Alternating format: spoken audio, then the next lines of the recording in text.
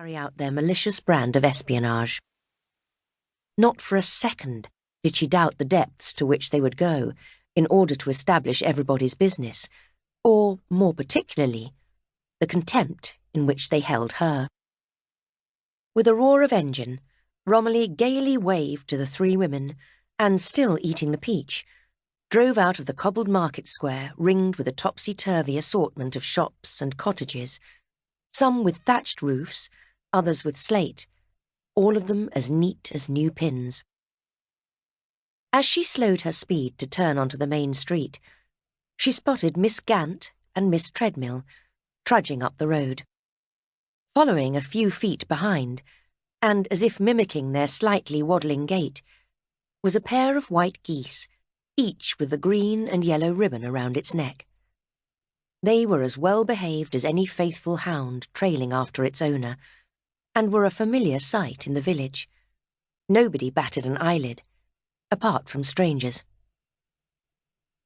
It was a short distance to Island House, and after tossing the peach stone into the shrubbery at the entrance, Romily drove through the gates and brought her MG to a stop alongside Jack's prized 4.5-litre Bentley saloon, CXF 114.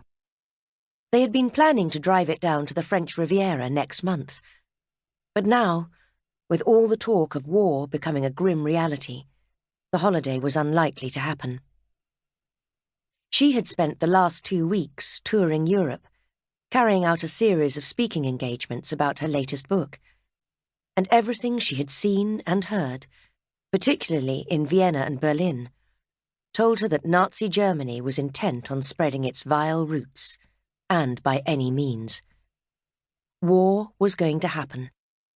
It wasn't a matter of if anymore. It was when. Out of the MG, and taking a moment to stare up at the beautiful house she now regarded as her home, she thought how exceedingly glad she was to be back. Then, with eager hands, she hurriedly gathered up her handbag and the small amount of luggage she had brought with her. She was about to let herself in at the front door when it was opened by her maid, Florence. The dear girl had been with her for the last 4 years, having come to work for Romily in London when she was just 15. Back then, she had been a shy and timid thing who had jumped at her own shadow, but Romily had soon cured her of that. The girl's unswerving loyalty and devotion was matched only by her willingness to accept the unconventional manner in which Romily chose to live. "How was your trip, miss? Madam?" asked Florence, reaching out to take the heavier of the bags from her. "Tiring, but successful," Romily replied, with a smile, amused at being called Madam, a form of address she had yet to get used to. "Is Mr. Devereux at home?" she asked. "Yes, he's in his study. He's been in there since after lunch listening to music, and told me he didn't want to be disturbed, not for anything." Romily smiled again. "We shall see about that. Could you ask Mrs. Partridge to rustle up a sandwich for me, please? I'm ravenous. Oh, and here, have a peach. They're delicious." Taking her handbag and leather briefcase with her, she went upstairs to her dressing room, next door to the bedroom she shared with Jack.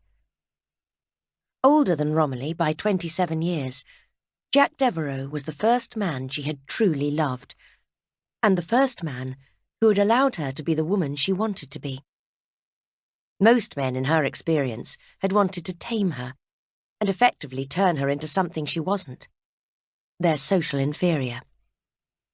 Invariably, the very things that attracted these men in the first place, her independence and spirit of adventure, were what they set out to squash once they thought they had ownership of her.